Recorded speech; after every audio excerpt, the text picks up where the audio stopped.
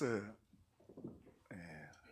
올림픽 가운데 인상 깊었던 중에 하나가 트라이애슬론이라고 그러죠. 보통 철인 3종 경기, 마라톤, 사이클, 수영을 하는데 그 프랑스 사람들이 그 세느강을 굉장히 자랑하는데 그 물이 안 깨끗하더라고요. 근데 그 금메달을 향해서 그저 그 수영하는 모습들을 보았습니다. 좀 탁하더라고요.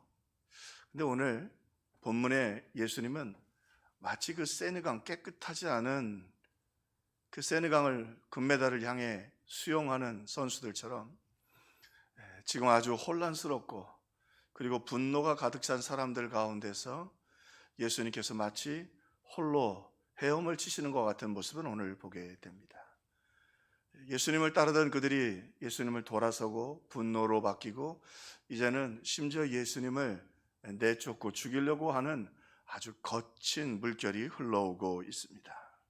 그런데 이 거칠고 이 어떻게 보면 좀 더러운 물결 속에서 예수님은 자신이 누구신가를 아주 선명하게 오늘 보여주고 계십니다.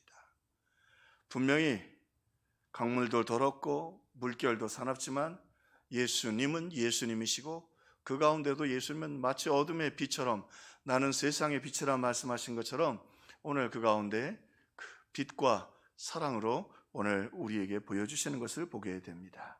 자, 그러면 본문 속에 소개되는 예수님은 어떤 분으로 오늘 우리에게 말씀해 주시는가? 먼저 예수님은 사랑의 창조주로 오늘 본문에 소개되고 있습니다. 오늘 본문의 내용을 좀 아시죠? 예수님께서 그 시각 나면서부터 맹인이었던 분을 흙을 침으로 이겨서 눈에 바르시고 실로암 못에 가서 씻으라고 했더니 그가 낫게 되었습니다. 그런데 그걸 트집을 잡아서 안식일에 그 일이 있었으므로 오히려 이 바리새인들이 예수님을 모함해서 이제는 내쫓고 죽이려고 하는 아주 사실은 위급한 상황입니다. 아차 한순간이면 한 발짝이면 예수님께서 안식일이나 또 신성모독죄로 돌로 쳐서 죽으실 수 있는 위험한 상황 가운데 계셨는데 그 가운데도 우리 예수님은 본인이 누구신가를 정확하게 오늘 소개해 주고 계십니다. 1절 예수께서 길을 가실 때에 날 때부터 맹인된 사람을 보신지라. 이 보신지라는 말씀 에이덴이라는 말인데 그 눈에 사랑하기 때문에 그 사람만 보이는 거죠. 여러분 어떠세요? 여러 나라 국기가 있지만 태극기만 먼저 보이지 않으세요? 그러죠? 뭐 나라가 어쩌고 막 떠들다가도 그거 왠지 애국가 올리면 괜히 눈물이 저만 그러나요? 여성 호르몬이 자꾸 나와서 우리 가운데 왜? 사랑하니까.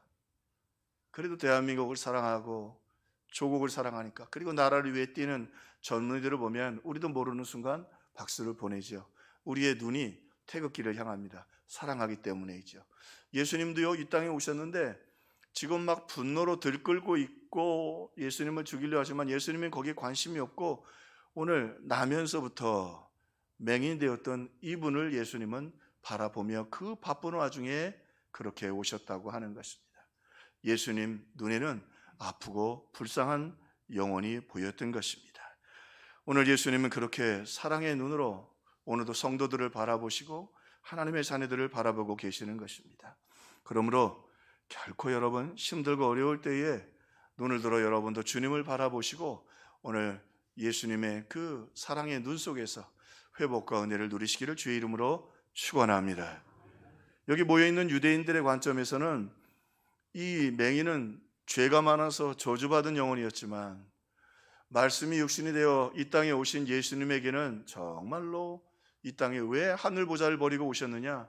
바로 이런 영혼 또 이 불쌍한 영혼들을 돌보시고 사랑하시기 위해서 오셨다. 그래서 예수님은 그 혼란스러운 상황 속에서도 그 나면서부터 구걸하고 있는 맹인을 바라보셨습니다. 사랑의 눈으로, 그것도 그냥 구경으로 보신 게 아니라 사랑의 눈으로 보셨다. 자, 한 걸음 더 나가서 예수님은 사랑의 눈으로 바라보셨을 뿐만 아니라 사랑의 손으로 그를 만져주셨습니다. 제자들이 예수님께 묻죠. 아마 그 처지가 또 굉장히 좀 비참했던 모양이에요. 이 사람이 이렇게 나면서부터 맹인이고 지금 구걸하고 있는데 누구의 죄 때문에 이렇게 됐습니까? 여기는 역사적 배경이 좀 있어요. 유대인들에게 있어서 랍비, 훌륭한 랍비들은 그 사람이 전생이나 어머니 뱃속에서 지은 죄가 무엇이 있는가 그걸 밝혀내는 걸 굉장한 능력으로 알았어요. 조금 조심스럽긴 하지만 옛날에 유명한 무당들은 뭐 그 집에 억울하게 죽은 사람이 있었고 뭐 그걸 뒤집어 잡아가지고 그 귀신이 왔다고. 내가 무당 얘기 괜히 하는지 모르겠어요. 그것처럼 이 랍비 문화 속에서 그런 문화가 있었습니다. 그러니까 제자들이 예수님은 뛰어난 랍비니까 왜 무슨 죄로 도대체 지었길래 저렇게 형편없는 지금 저주를 받았는가 물어보고 있는 것입니다. 심지어는 유대의 그 랍비 문헌들을 보면 유대 문헌들을 보면 여러분 야구가에서 이야기하죠. 뱃속에서 누가 먼저 나올 건가 서로 이렇게 다퉜다고 하잖아요. 그 한 번역 사본에 보면 어떻게 되어 있냐면 에서가 뱃속에서 야곱을 죽이려고 했다는 거예요. 그만큼 무슨 얘기냐면 인간은 뱃속에서부터 악하다는 거예요. 그렇게 경쟁한다는 거예요. 자, 그러니 그런 유대인들이 가지고 있는 선입견 속에서 그것도 시각 맹인으로 태어났고 구걸하고 있으니 얼마나 그 부모도 죄가 크고 그 본인도 뱃속에서부터 무슨 죄를 도대체 지었길래 저렇게 되었는가 궁금했던 것입니다. 그런데 예수님의 생각은 달랐습니다. 예수님의 생각은 오늘 주님 말씀하시죠. 그가 죄 때문에 그런 것이 아니라 하나님이 하시는 일을 나타내려고 하심이라. 내가 하나님이 날 보내셨고 하나님이 이런 세상에서는 저주받고 희망이 없는 영혼을 여전히 사랑하고 계시고 회복시키는 사랑의 하나님, 살아계시는 하나님의 나타난 일하심을 보여주기 위해서 저가 저렇게 되었다고 말씀해 주셨던 것입니다. 그리고 예수님 우리가 아는 것처럼 흙을 침으로 이기셔서 눈에 바르시고 그리고 실로암 못에 가서 씻으라고 하고 그가 눈을 뜨게 되었죠. 자, 비슷한 이야기를 한번 우리 성경에서 봅시다. 그 아람의 군대 장관이었던 나아만이 엘리사 선지자에게 그 한센병을 치료받고 싶어서 왔어요. 우리를 얘기하면 그때 아람 군대는 막강한 군대였는데 국방장관이었어요. 왕의 총애를 받는. 그러니까 정성껏 선물을 들고 그렇게 이스라엘 왕의 허락을 받고 왔어요. 왕의 친서까지 가지고. 그 엘리사 앞에 나왔는데 엘리사가 문 밖에 나오지도 않아요. 하나님이 그렇게 말씀하셨겠죠. 그리고는 저 요단강에 가서 7번 씻으라 그러면 네가 나으리라 그러니까 나아만이 화가 났어요. 노하여 물러가며 가로되 내 생각에는 저가 내게로 나와서 서서 그 하나님 여호와의 이름을 부르고 당처 위에 손을 흔들어 문둥병을 고칠까 하였노라. 그래 내가 나병이니까 만지지 못하더라도 그 멀리라서 손이라도 흔들고 와서 얼굴이라도 봐야 될 거 아니냐 말이지. 어떻게 내가 이렇게 먼 길을 왕의 친서까지 받아왔는데 이런 모욕이 어디 있느냐 말이에요. 그런데요, 하나님의 말씀은 한 분 하나님이 쓰셨죠. 왜 그렇게 하셨어요? 엘리사가 함부로 그를 나가서 마중 못하게 한 거예요. 하나님이 예수님이 하신 일을 나타나기 위해서 그가 가서 손을 못 흔들게 하신 거예요. 왜? 그렇게 혹시 나아만이 치료를 받았다 할지라도 그건 하나님의 능력이지 엘리사의 능력이 아니거든요. 넌 나가지 말라는 거예요. 돌아왔을 때 아무 예물도 받지 못하게 하셨어요. 하나님이 하신 일이에요. 그런데 우리 예수님은 오셔서 예물을 들고 온 그런 장엄한 행렬도 아닌데 그저 구걸하고 있는 그 불쌍한 영혼 가셔서 그 흙을 이겨 눈에 발라주시고 그리고 실로암 못에 가서 씻으라고 하셨어요. 그를 만져주셨어요. 당시에는 이 흙을 이겨 눈에 바르는 건 주술적인 행위이기도 했지만 사랑의 표시이기도 했어요. 예전에 여러분 그 버릿소이 그러면 일단 침부터 발랐죠. 이게 별로 안 좋다고 합니다. 근데 어쨌든 급하면 뭐부터 했어요? 침부터 발랐던 것처럼 당시 유다의 문화 속에서도 그런 다급할 때의 애정 표시, 사랑의 표시가 침을 바르는 것이었습니다. 예수님 그렇게 그를 만져주셨습니다. 진흙을 으겨 그의 눈을 만져주셨습니다. 그래서 D.A. 카스는 그런 얘기를 해요. 예수님께서 그의 눈을 창조해 주셨다. 창조해 주셨다. 그 일리가 있는 게 그는 뱃속에서부터 시력이 없었잖아요. 그러니까 예수님 만지셔서 그의 눈을 창조해 주셨다. 수만 명의 유대인들이 이제 예수님이 자기들 마음대로 안 해주신다고, 심지어는 본인이 하나님의 아들이고 아브라함보다 먼저, 자기들의 조상인 아브라함보다 먼저 있었다고 하는 이야기 때문에 들끓고 예수님을 그렇게 죽이려고 하는 상황 속에서도 예수님은 그 한 영혼을 바라보시고 그를 찾아가 만져주시고 치료해 주시고 회복시켜 주셨습니다. 그러므로 이 혼란 속에서 예수님이 오늘 우리에게 주시는 말씀은 무엇입니까? 그분은 사랑의 창조자이시고 사랑으로 우리를 새롭게 하시는 분이시다. 저와 여러분의 심령이 지치고 피곤하지만 예수의 이름으로 이렇게 새롭게 창조되고 회복되기를 주님의 이름으로 축원합니다. 자, 오늘 또 한 가지 예수님은요, 오늘 본문의 말씀을 통해서 능력의 창조주가 되신다. 능력의 창조주가 되신다. 오늘 본문은요, 사실은 이해하면 조금 은혜가 되기도 하지만 조금 어렵습니다. 그 어려운 것 중에 하나가, 예수님이 그런데 이 맹인을 치료한 날이 안식일이었어요. 안식일. 여러분, 이 더위에 이렇게 나와서 여러분 예배하고 찬양하고 얼마나 감사한지요.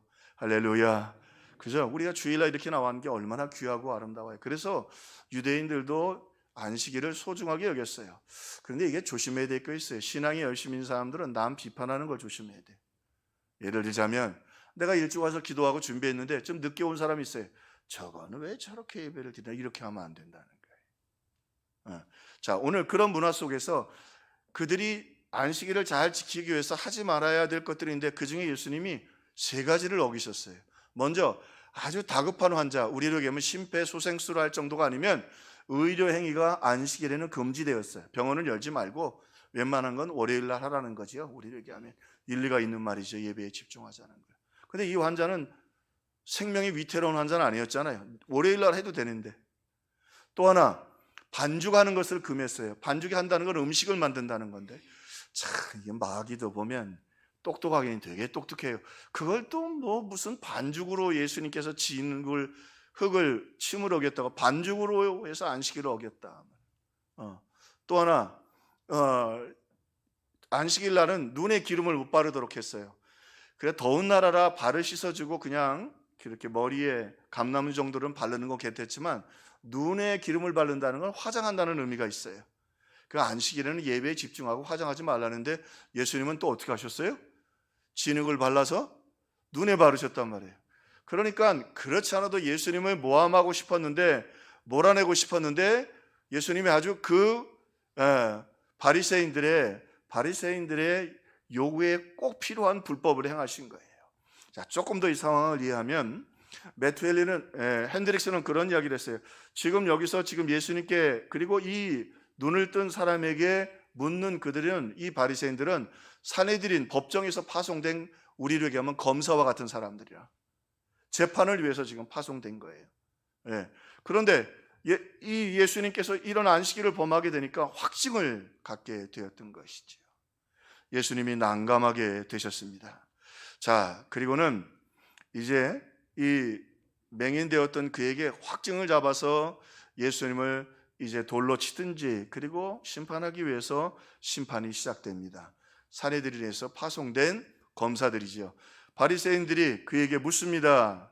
네가 어떻게 보게 되었느냐 물으니. 근데 이 물으니의 상황은요, 그냥 묻는 게 아니라 우리를 얘기하면 경찰이 와서 묻는 거예요. 그리고 이 시각장애인이 본문을 보면 알고 있어요.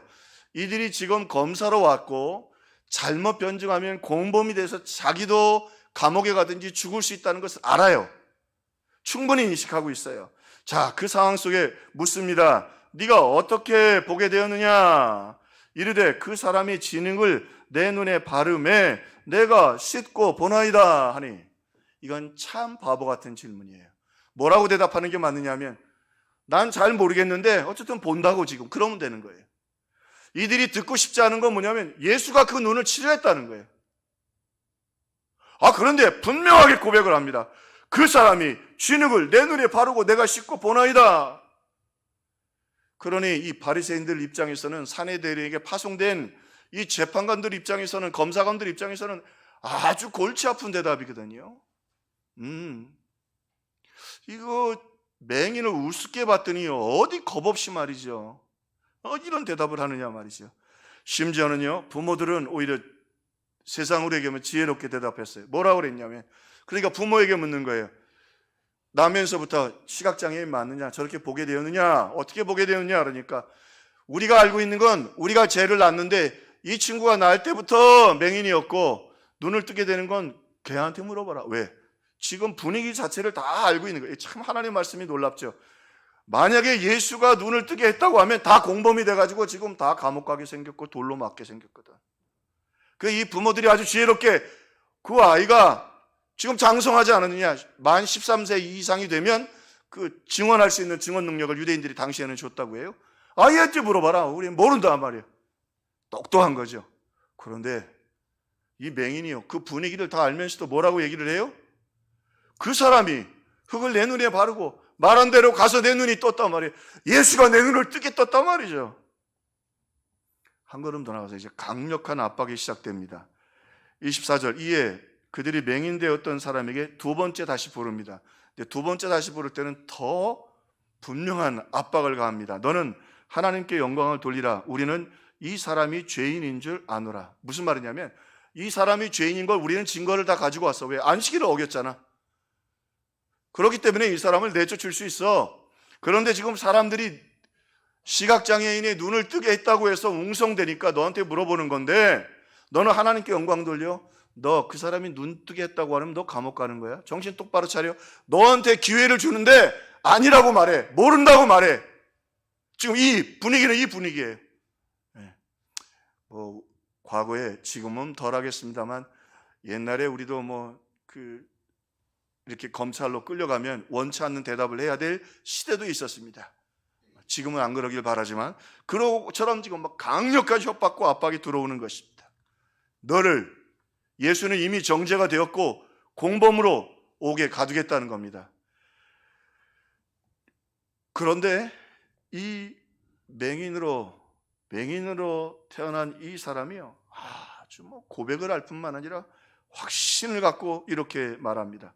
대답하되 그가 죄인인지 내가 알지 못하나 한 가지 아는 것은 내가 맹인으로 있다가 지금 보는 것이라. 분명히 뭐라고 그랬어요? 우리가 혐의를 다 가지고 왔다.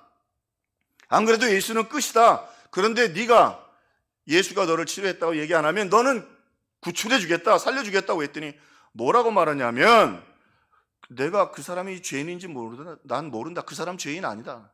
그 사람이 나를 눈뜨게 했다 말이죠. 내가 지금 눈을 뜨고 있지 않느냐 말이죠. 이게 골치 아픈 재판이 되고 있는 거죠. 그런데 오늘 본문에 보니까 예수님께서 말씀하셨어요. 이 시각장애인이 이렇게 시각장애인이 된 것은 하나님의 하시는 일을 나타내려 하려 함이라. 자, 하나님의 일을 나타내려 함이라. 먼저요, 성경을 정확하게 보면 1절에서 11절까지 시각장애인이 눈 뜨는 사건이 나타납니다. 근데요, 나머지 29절을 보면 이 시각장애인과 그리고 이 바리새인들과의 논쟁이 쭉 기록됩니다. 읽기가 힘들어요. 이게 뭔 얘기인가? 어떤 의미에서 왜 쓸데없는 얘기를 이렇게 장황하게 늘어놨나? 그게 아닙니다. 무슨 이야기죠? 왜 이렇게 29절씩 하려 해서 기적을 행한 것보다 더 이야기해. 더 큰 기적은 육신의 눈을 뜨는 것보다 이 맹인되었던 그가 믿음이 생겨서 예수 그리스도를 고백하고 확신에 차서 예수가 죄인이 아니며 그는 그리스도라고 지금 그의 마음속에 확신이 생겨가고 있는 것입니다. 더 놀라운 건 그는 아직 예수를 믿고 있지 않습니다. 입술로 예수를 영접하지도 않고 고백하지도 않았습니다. 그런데 무슨 얘기예요? 우리가 예수를 믿기 전 이미 우리 안에 하나님께서 선한 일을 시작한 성령을 보내셔서 우리가 회개하게 하고 믿게 하신다고 하는 역사입니다. 이 시각장애인은 잘 모르고 있지만 하나님이 그 안에서 놀라운 역사를 이미 시작하고 계시는 것입니다. 그래서 그 안에 확신이 있어서 이래 예수 그리스도를 고백하고 확신에 차고 절대 확신 가운데 있게 되는 것입니다. 자, 그리고는 그들이 욕하여 그랬어요. 엘로이 토레산 시끌시끌하게 막 도전을 합니다. 그러니까 그가 그들의 그 질문 앞에 이렇게 대답을 하죠. 왜 자꾸 묻느냐? 세 번째 물으니까. 당신들도 그의 제자가 되려 하느냐? 당신들도 그의 제자가 되려. 그러니까 막 무슨 예수는 지금 거짓 메시아로 돌로 쳐서 죽이려고 하는데 무슨 예수의 제자가 돼? 그러니까 그들이 이렇게 반격합니다. 너는 그의 제자지만 우리는 모세의 제자다. 그리고 격분합니다. 그런데요, 참 멋있어요, 성경이. 이 맹인이요, 나도 예수의 제자는 아니다. 그가 눈을 떴을 뿐이다. 이렇게 말 안 해요. 문맥상 그렇게 하는 게 맞습니다. 나는 그의 제자 아니잖아요. 근데 그 안에 믿음이 생겨서 그래, 나는 예수의 제자였으면 좋겠다는 거예요. 할렐루야. 나는 예수의 제자였으면 좋겠다는 거예요. 구걸하던 사람 아니에요? 한 가지는 당시의 역사적 상황을 보면 구걸이 그렇게 나쁜 직업은 아니었답니다. 원래 먹기 살기가 힘들으니까. 근데 어쨌든 구걸하려면 어떻게 돼요? 고개를 숙이고 동전 하나 넣어주면 고맙습니다. 좀 옷 잘 입는 사람 있으면 지나갈 때 한 푼 주십시오. 구걸하던 거였는데, 그가 여러분 산헤드린에 파송한 검사들 앞에서, 웅성되고 있는 온 백성들 앞에서 이 나면서부터 맹인되었던 그들이 소위 말하는 정말로 죄가 많아 저주받은 이 구걸하던 영혼이요, 이제 믿음을 가지고 그들이 정말 예수는 하나님이 아니다 말하라고 하는 그때 예수님은 하나님이라고 고백합니다. 그의 마음속에 확신이 있습니다. 이거 두 눈을 먼 건 둘째 쳐놓고 이젠 죽게 생겼는데 확신을 가지고 너희도 그의 제자가 되려느냐? 그들이 너는 그의 제자지만 우리는 모세의 제자라. 변명 안 합니다. 얼마나 지금 말 자체가 여러분 서로 변명하고 공격하고 그거 말에 대해서 변명 안 해요. 난 제자 아니야. 눈을 떴다 그렇지. 근데 뭐 대답 안 해요. 왜? 그 말은 난 제자가 되고 싶다는 말이에요. 제자가 되고 싶다. 확신에 차 있습니다. 가슴에. 오늘 본문을 보면요, 하나님이 하시는 일이 얼마나 놀라운지요. 그리고는요, 그 다음에 그들이 계속해서 막 그를 욕하고 그리고 그를 막 괴롭히니까 그가 거꾸로 묻습니다. 근데요, 3단 논법으로 묻습니다. 당시에 산헤드린, 그 유대가 재판을 할 때 사용했던 재판 방법 중에 하나가 이 3단 논법입니다.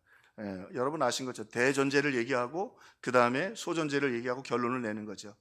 자, 그들이 지금 내리는 예수가 죄인이라고 하는 이야기를, 안식일을 범했어. 하나님이 안식일을 만들었어. 대전제. 그런데 예수는 안식일을 범했어. 그러므로 죄인이야. 죽여야 돼. 이게 3단 논법이에요.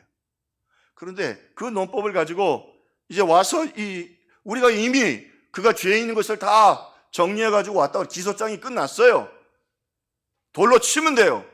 그런데 그 자기들의 생각을 좀 더 확증하려고 이 맹인에게 물어봤다가 지금 엄청난 반격을 당하는 거예요. 그가요, 3단 논법을 씁니다. 하나님은 죄인의 기도를 듣지 않으신다. 그 말의 문맥은 뭐냐면 하나님은 의인의 기도를 들으신다는 거예요. 다시 말하면 하나님께서 의인인 병자들이 기도할 때에 치료해 주신다는 거예요. 그래서 병자가 저주받았다는 거예요. 응답을 안 해주시기 때문에. 이게 유대 율법의 문화예요. 하나님은 의인의 기도를 들으신다. 대전제예요. 예수가 날 치료했다. 야, 이게 무서운 거예요. 예수가 날 치료하지 않았느냐? 내가 분명한 게 있는데 예수가 날 치료한 걸 확실하단 말이에요. 그러면 예수는 죄인이 아니야.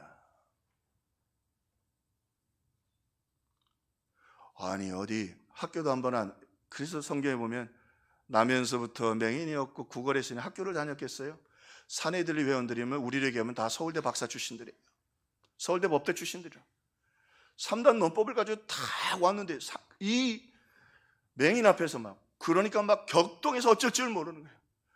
이게 어디서 3단 논법으로 우리를 쳐? 근데 맞거든. 본인이 증인 아니야. 예수가 자기를 낫게 했잖아. 하나님은 의인의 기도만 들으셔. 근데 예수가 날 치료했어. 그 사람은 의인이지 죄인일 수가 없어. 이제는 고백하고 확신에 차고 절대 확신에 찬 게 아니라 이제는요, 온 유대인들을 향하여 이 바리새인 산헤드린 법정을 향하여 대법원을 향하여 승리를 선포하는 거예요. 예수는 죄인이 아니다 말이죠. 그리고 나는 그의 제자다 말이죠. 핸드릭스는 한 무식한 거지가 바리새인들의 방법으로 바리새인들을 패배시키고 있다라고 이 부분을 주석했어요. 무슨 말씀입니까? 여러분, 우리 이 땅에 사는 날 동안 예수 믿는 사람들이 초라해 보이고 약해 보여도 하나님이 우리 가운데 역사하고 계십니다. 그럼 이 고백이, 이 확신이, 이 절대 확신이, 이 절대 승리가 저와 여러분의 거리 되시기를 주의 이름으로 축원합니다. 뭘 우리가 먹고 사느냐, 그런 것 때문에 우리의 인생이 구려지는 게 아니에요. 이제 이 시각장애에는요, 그나마 먹고 살 만한 구걸로 굶어 죽은 사람은 없었답니다. 근데 이제는 돌에 맞아 죽게 생겼어요. 그러나 죽음이 무섭지 않아요. 예수가 내 안에 계시고 하나님이 역사가 내 심령에서 불타오르고 있어요. 우리 하루를 살아도요, 오늘 하나님 우리 형상대로 창조하시고 예수님 우리를 위해 죽으셨잖아요. 이 믿음으로 사는 우리의 평화의 식구들이 되기를 주의 이름으로 축원합니다. 이 확신, 이 믿음 가운데서. 그러면서 오늘 본문에 조심스러운 메시지가 또 하나 있습니다.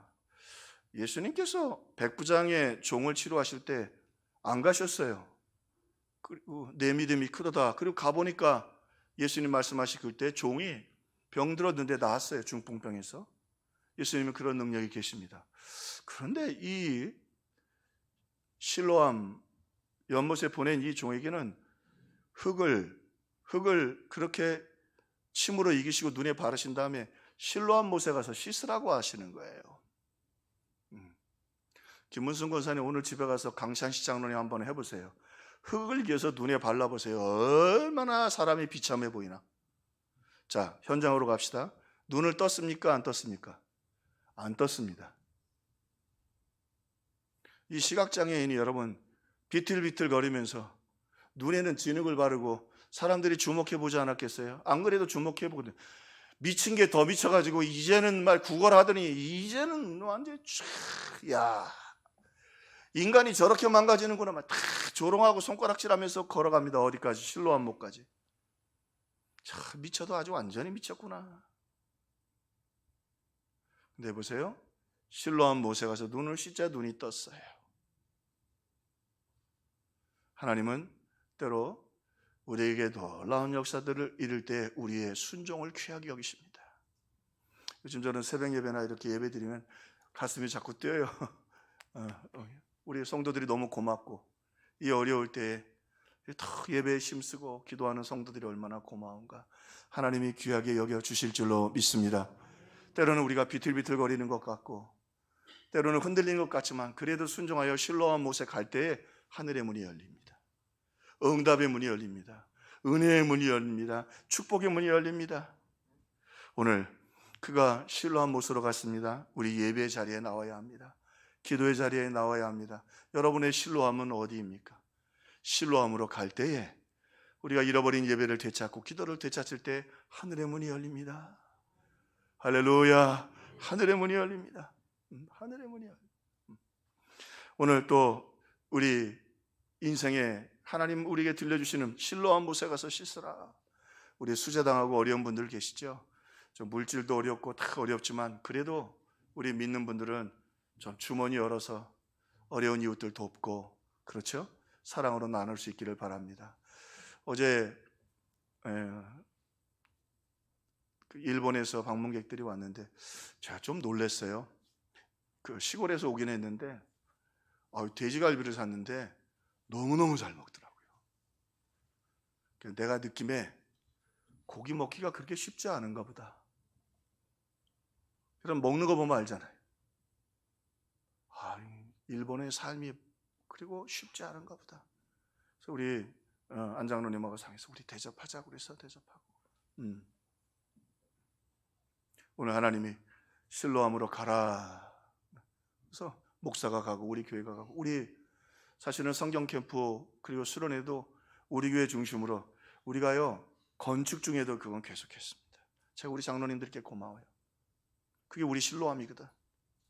여러분 보세요. 하나님 공짜 없어요. 우리 주일학교 부흥하잖아요. 아멘. 예배실 바꾸고 예배실 지어야 되게 생겼어요. 주일학교가 부흥해요. 우리가 실로암으로 내려갈 때 그 순종을 통해서 복을 주십니다. 여러분의 신뢰함은 어디 있어요? 여러분 신뢰함으로 만약에 안 갔다면 잘 보세요. 요나처럼 니느웨로 가라고 하는데 다시스로 가면 여러분 풍랑만 납니다. 여러분의 신뢰함을 찾으셔야 합니다. 그때 하늘의 문이 열리고 은혜의 문이 열립니다.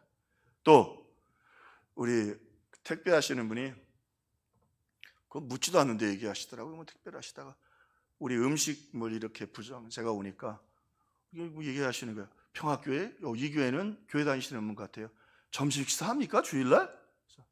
예, 우리 교회는 점심 식사 합니다. 와, 요즘 교회들 점심 식사하는 교회가 별로 없어요. 대형 교회 아니면 오후 예배도 없앤다고 하던데. 이 교회 대단하네. 교회 다니시는 분이죠. 무슨 말씀드리죠? 어제부터 우리 여러분 오늘 삼계탕 더울 때 해드린다고 열심히 준비하더라고요. 여러분은 실로하면 어디입니까? 우리 남자분들도 또 주방에 들어가서 설거지도 한번 하고, 여러분 예배 드리는 이 본당 어저께 그 노예 목사님들하고 약간 이렇게 좀 토론이 있었습니다. 뭐냐니까 이젠 교회가 작아지고 청소할 분들이 없으니까 교회들이 청소기 뭐라 그러죠? 그 자동 청소기라고 그러나요? 지가 혼자 청소하는 놈 있잖아요. 예? 어이구, 제가 영어가 좀 약해가지고 로봇 청소기를 사야 되는데 어떤 걸 사야 되느냐고 마음이 아픕디다. 제법 큰 교회인데 그 교회도 일주일 내내 그 로봇 청소기 2대를 돌린대요. 근데 이놈이 전선에 걸려서 다다다다다닥 거리고 앉았고 한쪽 구역에 처박혀가지고 달달달달달 거리고 있다고 가끔 관찰을 해줘야 된다고 얘기하면서 쉽지 않구나. 여러분, 우리가 신앙생활할 때 한국교회가 너무 이기적 신앙을 기복적 신앙에 머물러 있으면 안 됩니다. 주님은 반드시 실로함으로 가라고 말하십니다. 그가 실로함으로 갈 때 거기서 하늘의 문이 열리고 하나님의 역사를 체험했습니다. 예배의 실로함, 기도의 실로함, 또 여러분 한 걸음 더 나가서 우리 이 어려울 때 수재당하고 또 고통당하고 힘들어하는 이웃들을 향하여 하나님 우리에게 말씀하실 때 주님 내가 실로함으로 내려가겠습니다. 작은 순종이라도 하겠습니다. 또 우리 교회에서 봉사하고 수고하고 청소하는 일 애쓰는 분들 많이 계십니다. 그래서 우리 교회가 이렇게 아름답게 유지되는 것입니다. 오늘 내가 또 우리 교회 안에서 내가 가야 할 실로함은 어디 있는가? 오늘 주님 이 땅에 오셔서요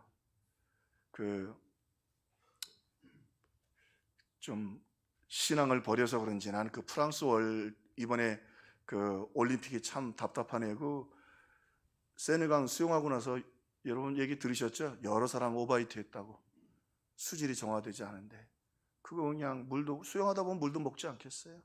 오바이트하고 토했다고 그러더라고요. 우리 예수님은 센 강이 아니라 우리의 죄의 강에 오셔서 오늘 우리를 바라봐 주시고 또 우리를 만져주시고, 그리고요 그것으로 끝나지 않고 이 나면서부터 먹인 사람들은 다 저주받아서 구걸하는 사람이라고 손가락질은 그가 그 안에 믿음을 주셔서 그가 믿음으로 고백하고 믿음의 확신을 가지고 그리고 믿음의 절대 확신을 가지고 그리고 승리의 믿음을 선포하면서 오늘 이 땅에서 하나님을 찬양하도록 해주셨습니다. 그리고 오늘 조심스럽게 여러분에게 말씀하십니다. 너희의 실로함은 어디인가? 우리 찬송도 불렀죠? 어두운 밤에 캄캄한 밤에 새벽을 찾아 떠났다. 여러분 가야 할 새벽은 어디인가? 물론 그게 예수님이겠지만 또 주님 말씀대로 순종 잘해서 우리 평화교회와 우리 성도들이 하늘 문이 열리고 하나님의 은혜와 축복을 부어주시는 능력을 체험하기를 주님의 이름으로 축원합니다. 기도하겠습니다.